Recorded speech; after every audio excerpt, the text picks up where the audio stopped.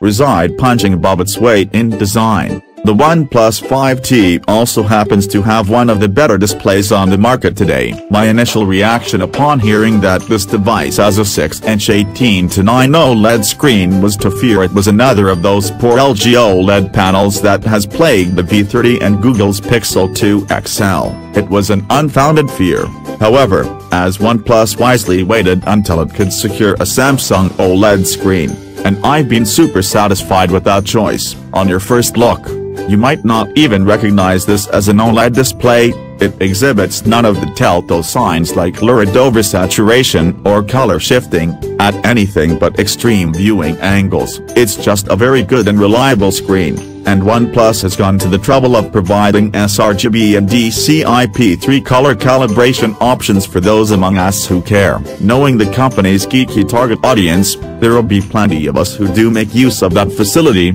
and I myself have opted for the sRGB option. The biggest advantage of this display over the majority of others is the slimness of its bezels, which OnePlus enhances with a thoughtful software tweak. The on-screen Android buttons, which are typically pervasive across all apps that don't take over in full screen mode, can be minimized on the 5T. You can choose to have them hidden until you want to use them, at which point you can bring them back with a swipe up from the bottom. That gives you the entire 6-inch screen to read tweets and compose emails on, freeing up yet more space. The OnePlus 5T can feel downright luxurious compared to other Android phones in an information-dense app like Gmail, Slack, or Kindle. That being said, I do find myself needing those Android keys a little too often in my daily use to keep them hidden.